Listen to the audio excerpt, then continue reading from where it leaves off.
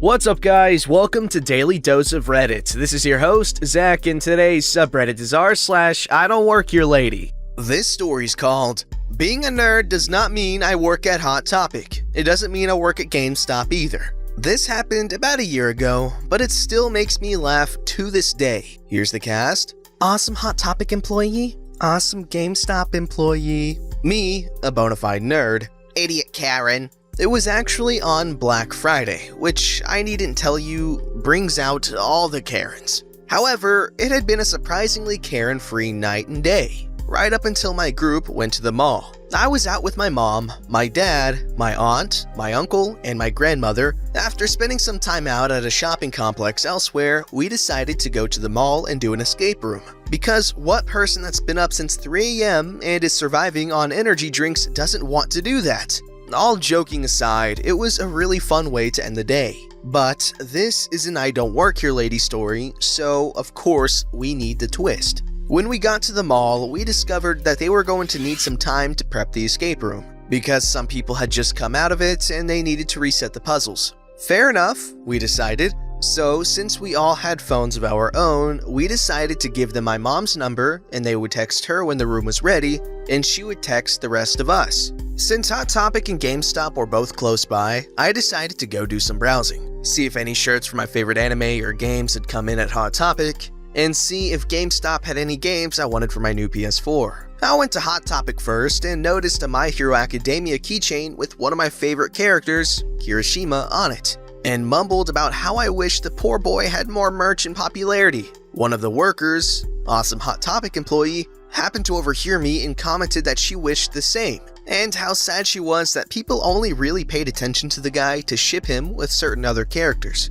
We kept talking about this particular anime for a while, and then she decided she had to go stock shelves, so I continued my browsing. As I was looking at the jewelry, I happened to hear an, "Excuse me, can you please help me?" But I ignored it because I don't work here. I mean, I kinda look like the kind of person who would work at Hot Topic, since most employees here tend to wear video game, anime, or band shirts and lanyards with various pop culture themed buttons on them. But those lanyards will always have a badge at the bottom saying staff or whatever their position at the store is. But I didn't have any such badge. I was wearing a My Hero Academia t-shirt that I had bought the previous month, jeans, a heavy blue coat, gray and black sneakers, a Hufflepuff baseball cap, and a 2018 graduate lanyard that I think I got from the dollar store, with buttons from various games and shows, mainly Pokemon, all over it, and my library card and a thumb drive attached at the end.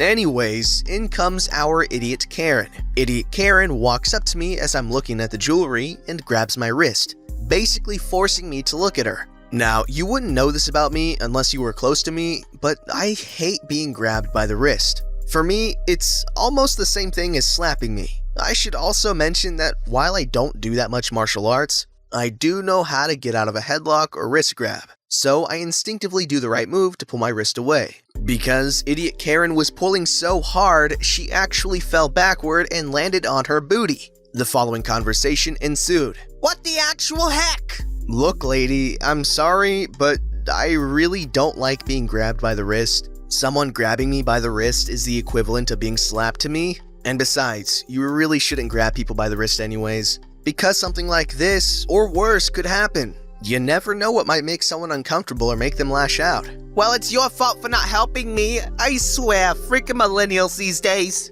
Suddenly realizing how I'm dressed and how she might have made the mistake. "Oh, I'm really sorry, but I don't work here. I'm just a giant nerd." "Oh, sorry then. If it isn't any trouble, can you tell me where to find the..." Insert anime character that I can't remember here, Funko Pop? "I'm really sorry. The Funko Pops are all along the back wall of the shop, but I don't know how they're organized or where that one would be. I guess my suggestion would be to look along the wall, and if you can't find it, then ask one of the employees for help. The easiest way would be to ask the person at the counter, or look for someone with a badge that says staff on it." Our Idiot Karen walks off to look for her pop figure, and I think I've dodged a bullet and finished with my browsing before heading to GameStop, since my mom hasn't texted me yet. I think I was pretty reasonable with the lady, given that I was running on about 3 hours of sleep and 2 energy drinks, yet didn't explode on her. How naive I was to think this was over. I get into GameStop and decide to put my lanyard in my purse, since the thumb drive on it is what I used to back up all my school assignments, and I really can't afford to lose that. This is somewhat important later. Anyways, I get to browsing their PS4 selection and find a few games that I want, and ask the employee at the front if he can hold the games for me, those being World of Final Fantasy,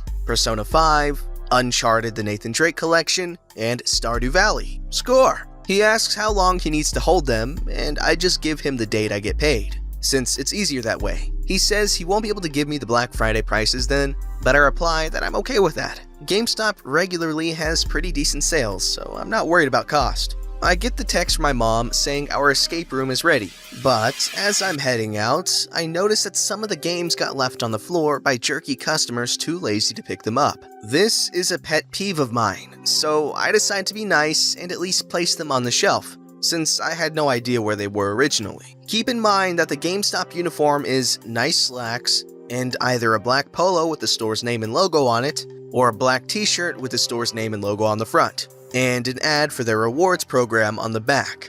Again, I am in an anime shirt, a heavy coat, jeans, sneakers, and a baseball cap. Insert Idiot Karen here. Idiot Karen spots me and rushes over. "Oh, so this is where you work. It's so nice to see a friendly face. I'm looking for a PS4 game, but I pretty much never come in here, so I have no clue where to look." I don't work here either, and I was just about to leave.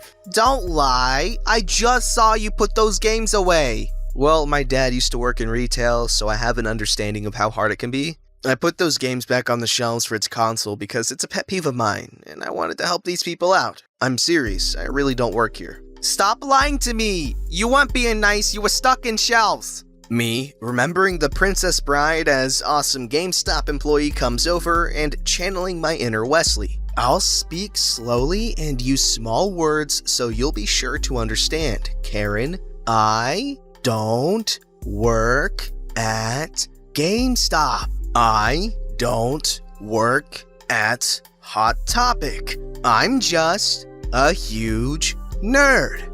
Thank God for awesome GameStop employee, because I was about to lose it on this bench. What seems to be the problem here, ladies? "This employee is refusing to help me and lying about not working here. I know she works here because I saw her putting games away. I demand to speak to your manager." "Ma'am, I can confirm that she doesn't work here, nor has she ever. She shops here regularly, and she helps us pick up items that got put away in the wrong places. But she's not an employee, nor has she ever been." "Stop defending her. I want to speak to your manager about both of your behaviors." "Very well, ma'am." I didn't understand why awesome GameStop employee was doing this until she pulled the most bad booty move I've ever seen at a GameStop, and walking 3 steps away, turned around, and then came back. "Hi, I'm awesome GameStop employee, and I'm the manager.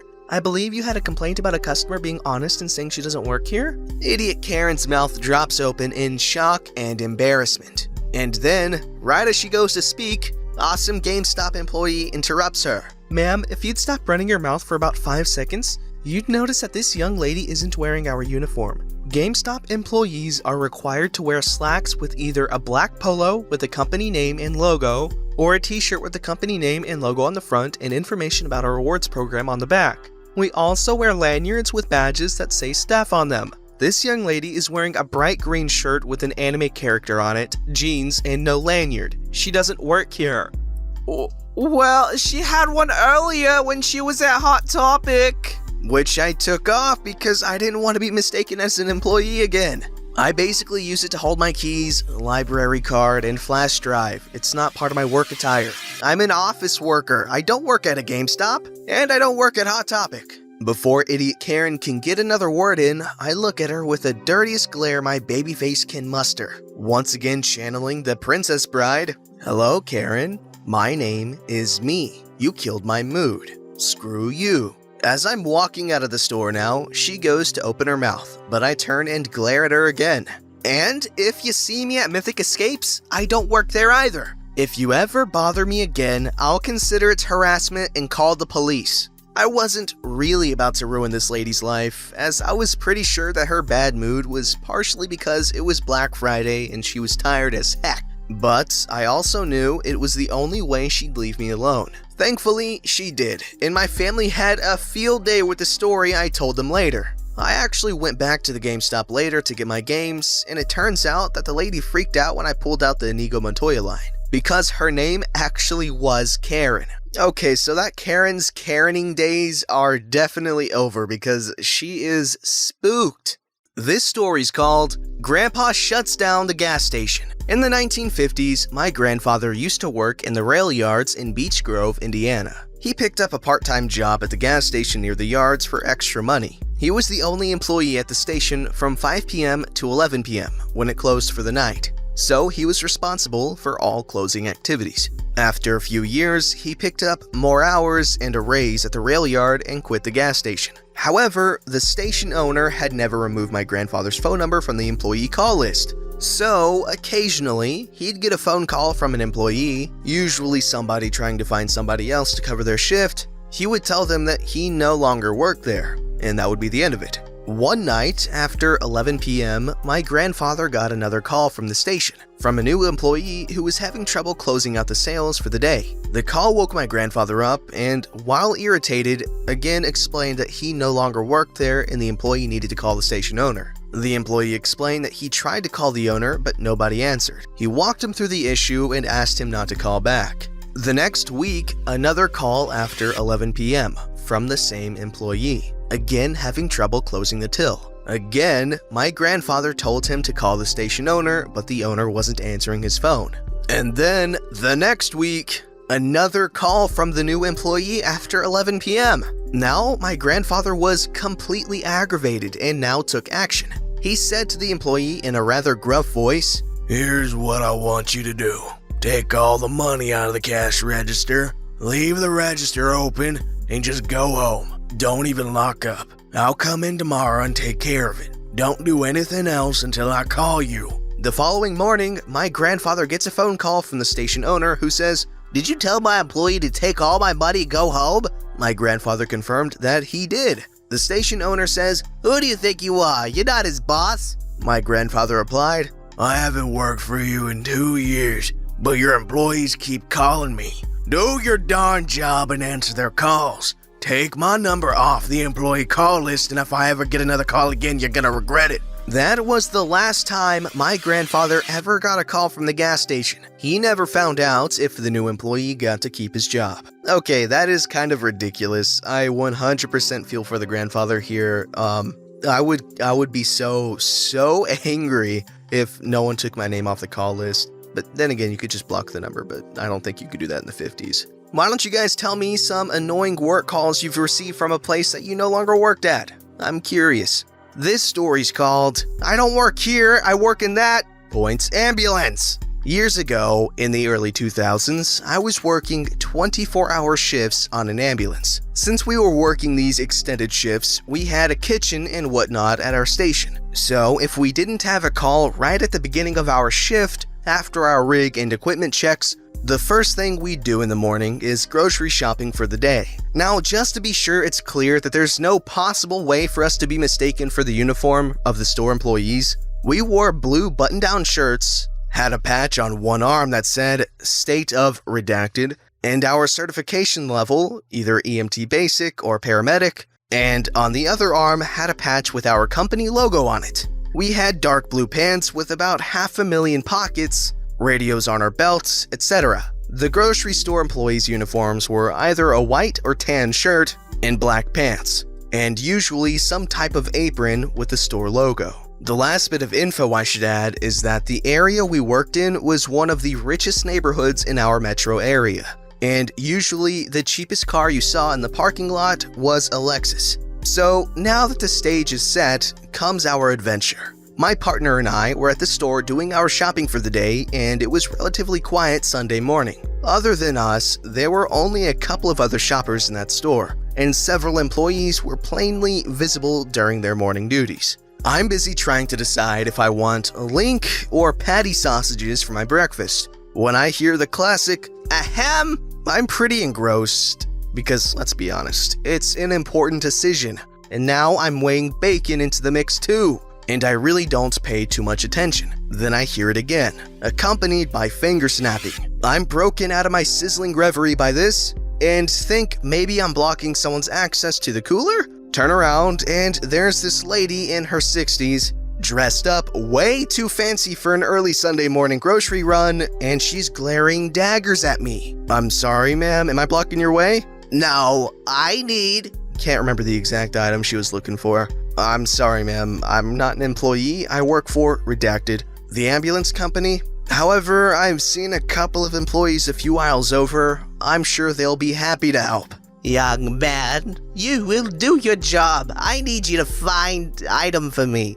Ma'am, again, I'm really sorry, but I do not work here. I work on the ambulance you had to walk past to come in. We always park right up in front just in case we get a call. Now, I apologize, but I need to finish my shopping so we can get back to the station. I reach into the cooler, grab a package of bacon, because bacon always wins in the end, and plop it into my basket, turn and start to leave. And this crazy old bat decides to shove her cart in my way to try to block me from walking away from her. Young man, my husband is... Name that apparently she thought I should recognize. And my shopping here pays your wages. Do your job and help me now. Between the crash of her cart hitting the cooler and her escalating tone of voice, we've, thankfully, caught the attention of one of the store employees. They come around the corner and turns out it's the store manager. I recognize her because we've run calls at the store before. Mrs. Name, please calm down and I'll gladly help you.